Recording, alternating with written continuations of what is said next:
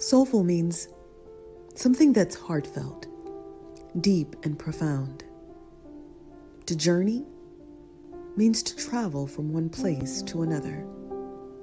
This show is about deep and heartfelt discussions about where we are, where we're headed, and where we've been. It's a place where we highlight memorable moments we've had. This show is about everything and everyone that is good for the soul.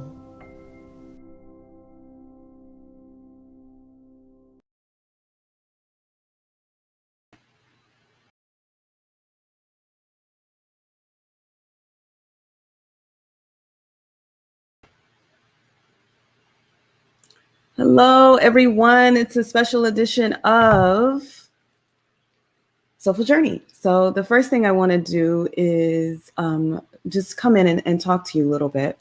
But you can see I got a little PowerPoint. It's nothing really fancy, so don't get too excited.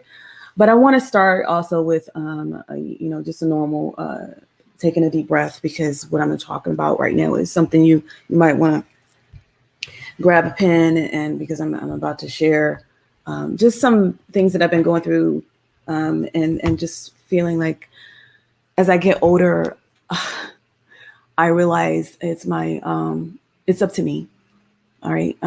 To share my life lessons. I'm getting better with that. I'm a reluctant leader, but I'm doing better every day in every way. That's one of my affirmations.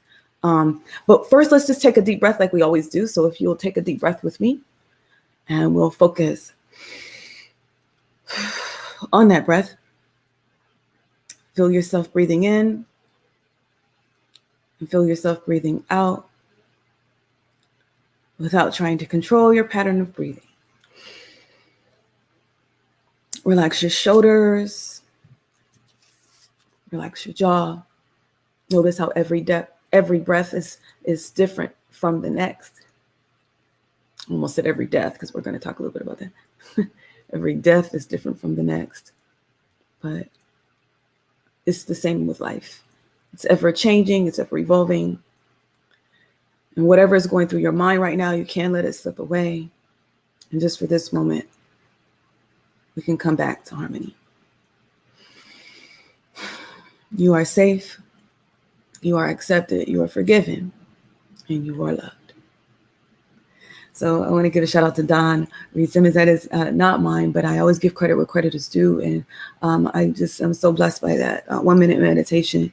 And as I grow, I will continue to practice mindfulness and be able to give you, you know how, like, even as a poet, you might start off reciting some other people's poems, but one day you might write your own. That's how I felt about when I was acting. I was reciting other people's words, but then I started reciting my own words.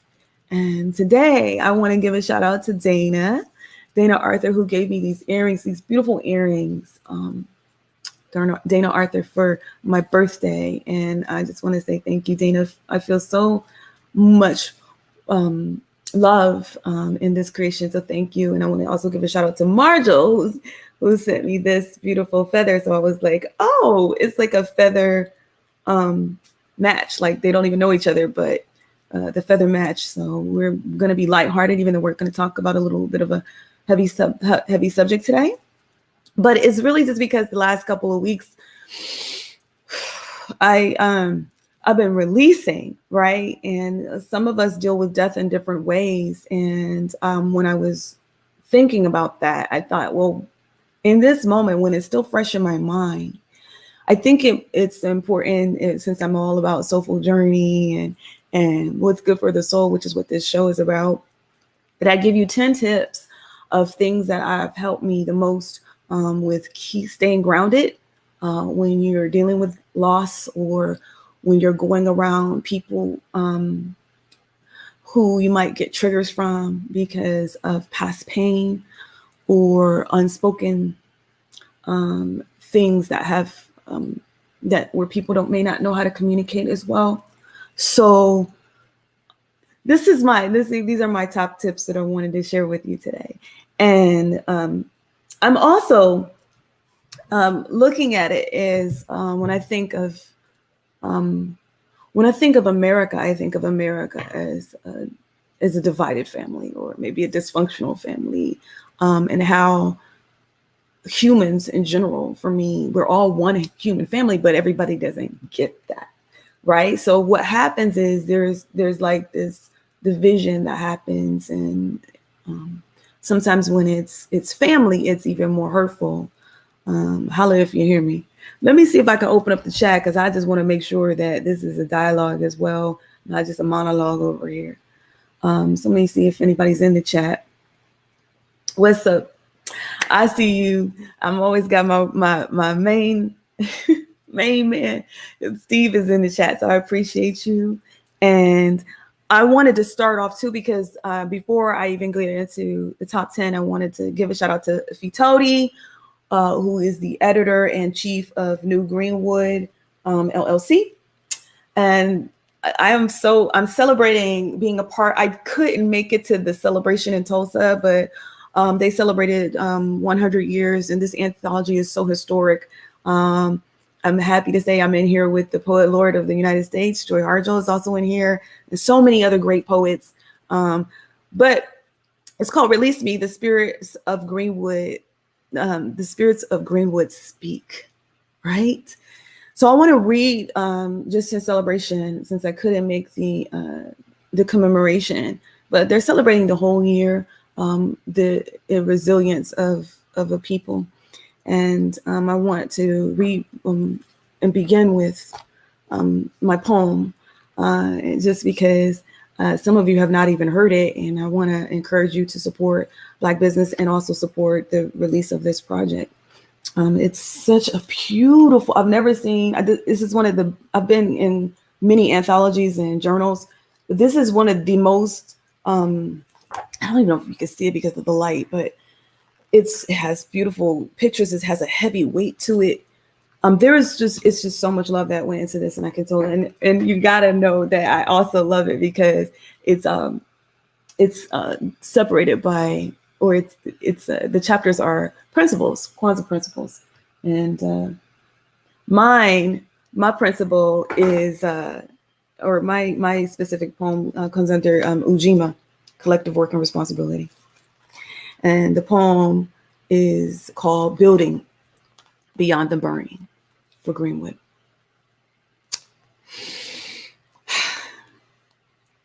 600 businesses we trust, rich in power, then in dust. Once 35 blocks of clout, then fear, fury, fire, and doubt. Lead us through the painful learning, past the trees where bodies are turning. This is no myth or folklore. Most Black wealth lost in race war. Black soldiers fought back and won. Then whites sent airstrikes. It was done. Let's uncover all the lies. Let's rebuild with stronger ties. Banks and stores that give us hope, once protected from chains and rope. Teach Greenwood how you survived. Teach Tulsa how you still thrive. Black Wall Street, we are still learning. Keep building beyond the burning. Keep building beyond the burning. Keep building beyond the burning. So when I was thinking about that poem, I was thinking about asking other people to teach, but am I teaching my lessons? So shake the maracas on that. Collective work and responsibility. When I think about that African proverb, it says it takes a village. And going back home recently to Ohio, it reminded me of that proverb, and that's a heavy proverb. And maybe you're not always feeling like the community is connected and that your family is connected, but it still takes a village to raise a child. And I really feel like that's kind of what I'm doing today in the spirit of it. I want to just share with you the fact that it's not just children that need raising of a spirit. This is entitled 10 Ways to Survive Death. But I've never had one could argue that I have had a near death experience, but I know other people who have literally, who I cannot wait to have on my show. And Tony, I'm talking about you, my brother's keeper. I can't wait for him to really open up with all of you, like he has with me, about. And there's other people I know who've had real near death experiences. But when I said top 10 ways to survive death, I really mean like the death of a spirit, or the death of a family, or a bond, right? As well as dysfunction. Because so many of us have this in our families, but we don't really talk about it, because sometimes, again, I'm majoring in communication. So, I'm interested in communication and what it can do, but it's still not easy, even for me. But as I'm growing, I'm trying to think of ways to be better. And again, like I said, this slideshow that I just created it like last second, and shout out to Stephen. Stephen was in full effect. I'm having a great day. I spoke at Cisco this morning. That was a last minute save because someone canceled last minute, and they called me. They called your girl. So she came to save the day. And I'm grateful that everybody who bore witness was happy with what we created. And Steve was right there with me with this slide. So I'm just so grateful that he is my family. But when I'm talking about my extended family right now, and I'm talking about you, and I'm talking about how we can build beyond burning, or build beyond false narratives. So let's go. Let me begin, because I don't want to be before you too long. So let's look at this. I don't even know if this works. Let me see if I can just bring it all the way in. So I said, okay, 10 ways to survive death and destruction. Let's see what it looks like if I go like this. Let me see. I don't know. This is new. We're going to work it out. Oh boy. Thank you for your patience, because I'm not sure. This is when I wish. I'm wishing I had some help. It's okay, so I'm trying to see if I can. It's not really letting me share it like I want. Oh, maybe I have to scroll down. I'm not sure. This is where I wish I had. I'm still trying to get Steve to come up here, and really move it forward, but I don't really know how to do that. Technical difficulties. Hey, D, thank you. Can you send me some love? I'm having technical difficulties right now. I don't see how to change it because this is my first time trying to share. You got to start somewhere. I guess maybe I have to push slideshow, you think? Oh, can you see it on your end? Is it working now? It is? Okay, so let me see. 10 ways to survive death and destruction. Let's see. Number 1, is it working? Maybe. We'll work it out. Number 1, you have to put on your full armor. Okay. So that means that, okay, there's a good book. Okay. There's a real good book that talks about putting on your full armor so that you can protect yourself from low vibration. If you don't believe in evil, okay, we'll just say low vibration, okay? So what does that look like for you? That might look like, you might have to, you might have to pretend that you have a shield around you. It might mean being the MVP in your life. You can take that from me. When I say MVP, you might have to do some meditation, some visualization, and some prayer. But you got to put on the full armor when you're out in the world. And even sometimes amongst people who are pretending to be family and they are not, or friend and they are not. So when you feel like you're protected and you do all that work in the morning, that too can help you survive death and dysfunction. Number 2, I want you to stay in the moment. All right. So for example, if I was thinking about the past, and I come across someone who might be a new person in this moment.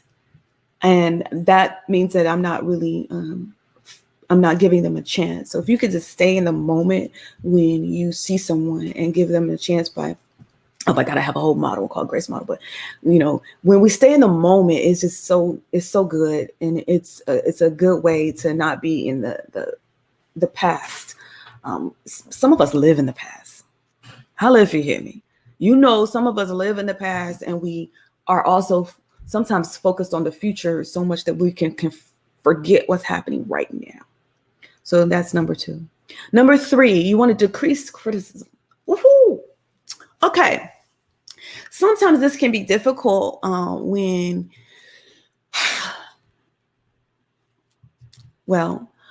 you realize that you are a critic.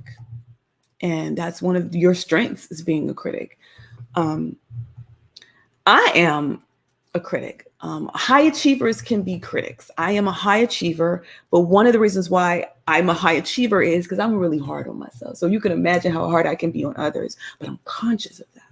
I'm self-aware of that. So if you can decrease the criticism, it is so important when you are trying to be aware of death and dysfunction. Number 4, increase the praise. Yes? Ooh, one of the ways I can increase the praise is with my maracas, my famous maracas. Okay. I increase the praise by focusing on, if you see a friend or a quote unquote friend, you know, do your best to maybe give them a compliment, or a family member that you haven't seen in a while. And they try to walk right past you like they don't see you. It happens. You can, you know, let them know, I see you, and, you know, give them a compliment. You can say something nice to them. You can reach out, maybe give them a thumbs up or whatever if they're on social media. These are ways that we can be mindful of not being caught up in dysfunction. Number 5, focus on family. Everybody who we call friend is not really friend, and everybody we call family is not really family. And if you can focus on who is your real family, right? So often I see people, including some of my own closest circle, like posting things about haters, but if we're focusing on those who are foe versus family, we're missing the love sometimes. And that's why I started off reminding you, like, I got this from Marjo, I got this from Dana. These are people who are showering me with love. But if I would have started off talking about haters, that's almost like a dismiss to people who love me so dearly. And that's why I think number 5 is very key. Number 6, focus on progress. Now, if you are a spiritual person or a religious person, for me, this looks like when it comes to family and our nation, because I already told you that I also see this as something that our nation is struggling with. If we are constantly talking about the problem, we're not really looking at how we can fix it. And when we're focusing on progress, it means that we are going to be open to breaking a generational curse, or we're going to research about ways that we can affirm the positive, but also think about solutions for the future versus running away. And sometimes it's time to run away. Okay, let's keep that 100. But if we're focusing on the progress and we're choosing to stay, because you have 3 things you can do. You can ignore, I say this in my poem called No More. You can ignore their problem, you can confront it, or you can walk away. But if you're focusing on the progress, at least it can give you some feeling that you're sustaining and that things are moving forward when you're focusing on that. For example, some people want to sip tea, right? And maybe if you catch them sipping tea, or you catch yourself to sipping tea, if you could also sip some water too, and remember, to pour out libation and think about how can you be the person who is breaking the generational curse, or a curse over, if you believe in that, like right? Just being the change. Encourage visionaries. Speaking of, if you are a change maker, and some of us mad about it. Sometimes I'm mad about it. But oppressed people, a lot of us in this country, we are first generation educated. We are the first to bring vision to oppression and say no more, right? We are the first to say that. So, for example, there was somebody, I'm not going to say who, well, maybe I should. Well, I'm going to give a shout out. My cousin, because he's being positive. You know, I want to give a shout out to my cousin, Paul, who's also like a brother to me. I want to give a shout out to Ray, Malik. I want to give a shout out to Troy and Chucky and all of these people in my family who are, I could tell that they're visionaries, right? And when we focus and encourage visionaries to come together, change can really happen, because we can see those who have vision who are like, man, I'm mad that we only come together as a family during a funeral. Right? How many other people, you feel me on there? Like your family only comes together maybe sometimes during family, and I'm talking about extended family, maybe not your immediate family, but sometimes you want your whole family to come together. But when those visionaries start, everybody's chiming in, I want you to encourage them and say, hey, why don't y'all, since this is something you're really passionate about, we need the passionate visionaries to be in leadership of something like that, like the next reunion or something. Number 8, remember your purpose. Now, sometimes, some people will test you on your position. Now, I like to believe that I'm here to build. Some people they don't know it, but they might be here to destroy. And that may not always be your position, but right now, my position is to build. I want to be known for someone who speaks life, right? But when you are surrounded by people who are limited thinking, or they're not really feeling you on that, you have to remember that full armor that you have on, and just stay focused on your position, play your position.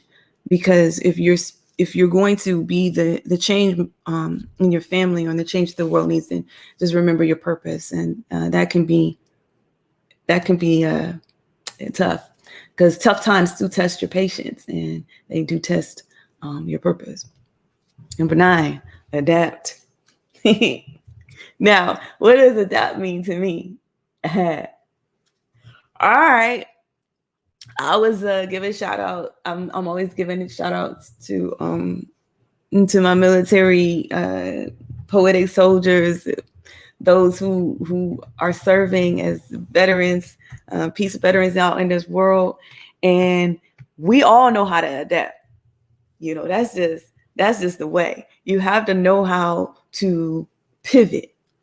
And it's just strategy. So for me, adapting really just means, like, for example, you want to not be too attached to outcomes, right? So if you can make sure if something goes down, like maybe you wanted to be, I don't know, maybe you thought that you were going to like sing a song at the birthday party, or you were going to write something and somebody else was in control, and maybe that's not what they wanted, right? And you're okay with that, because you know how to adapt, and you know how to let things go that are small.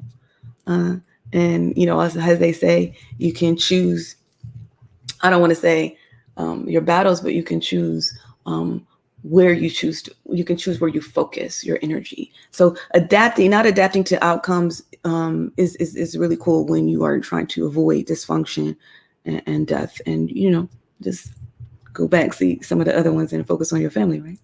Number 10, find your joy. So this for me means just for me, my joy comes with journaling. This is why I don't talk to you that much as I want to, because a lot of times I'm talking to my journal. Or I'm talking to my immediate family, which is Steve and some really, really close friends. But when you can find your joy in who brings you joy, who lights you up, stay close to that. And don't forget that. Because as long as you remember and have a self-awareness of what brings you joy, death, dysfunction means nothing to you, right? It can't get to your core. Now, some people grieve differently. My mother, my grandmother, she was my mother and she was so much to me. But I won't know that she wants me to live a joyful life. I truly believe that. She wants me to not be in so much sorrow and so much pain constantly that I can't live. And so it's so important to me that we remember that and ask our angels and our ancestors and our spirit guides what they want.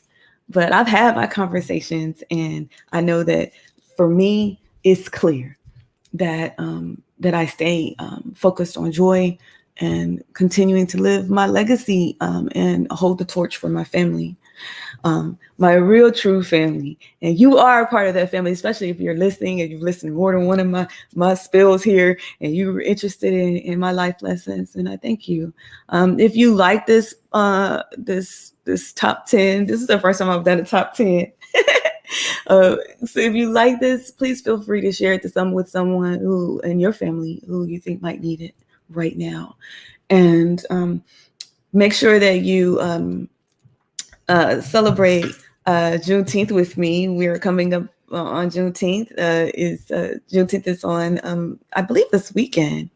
I don't remember exactly, but I'm excited about we're focusing on freedom more and more and reflecting on it. So I'm going to leave you with that. If anybody, unless someone else has a question in the chat, I don't see anything just yet, but feel free if you're watching this in the replay.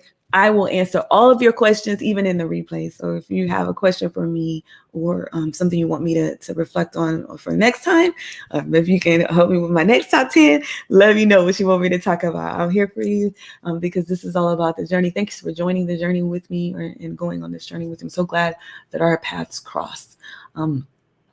My name is Venus. My name is, some people call me Venus Love Jones. And this is,